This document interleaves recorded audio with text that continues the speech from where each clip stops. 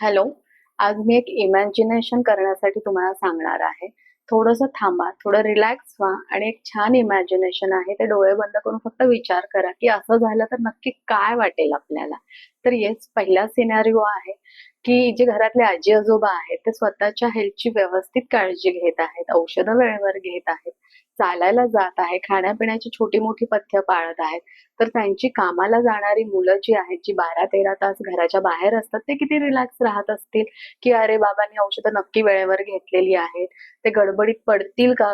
किंवा मग कदाचित आज त्यांनी औषध विसरल्यामुळे शुगर वाढणार आहे का? असं त्यांच्या डोक्यात काहीही नसणार आहे आणि ते शांतपणे स्वतःच्या कामावर कॉन्सन्ट्रेट करू शकणार आहेत. दुसरा सिनारिओ म्हणजे काय? तर लग्न झालेल्या मुली आहेत, की ज्यांचा हार्मोनल शिफ्ट होतो इतका पटकन, की ज्यांना त्यांना जे आधी त्रास नसतात ना, ते सगळे होऊ लागतात आणि त्यांना वाटायला लागतं हे काय घडतंय माझ्यासोबत? किंवा टीनेज मुलं आहेत, कॉलेजला बाहेर जाऊ लागतात, मित्रसंगती वाढते आणि त्यामुळे कार्ब्सचा लोड त्यांच्या शरीरामध्ये फार जातो. जंक फूड म्हणू आपण आणि त्यामुळे त्यांच्या शरीरामध्ये पण बरेच बदल होतात.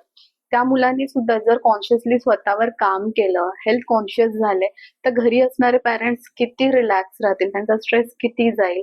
अगदीच थोडं पुढे जाऊन सांगेन, की आपल्यालाच किती प्राउड फील होतं जेव्हा आपली बाळं आजारी पडत नाहीत आणि आपण एकमेकींशी गप्पा मारत असतो आणि सांगतो, की "अरे 6 महिन्यांमध्ये माझं बाळ ना आजारीच पडलं नाही." माझ्या कन्सल्टेशनमध्ये पण मला हे जाणवत असतं, की जेव्हा आजी-आजोबा येतात आणि ते सांगतात, जेव्हा मी डिटेलमध्ये त्यांची केस हिस्ट्री घेत असते, की ते खूप प्राउडली सांगत असतात, की 70 वर्षांमध्ये दवाखाना म्हणजे काय मला माहीतच नाही. तुमचं चेकअप होतं म्हणून मी चेकअप करून घ्यावं म्हटलं. मला पण खूप प्राउड वाटतं. तर येस, वेळ आलेली आहे, की आपण आपले हेल्थ आयकॉन्स बदलले पाहिजेत. आपला दृष्टिकोन बदलला पाहिजे.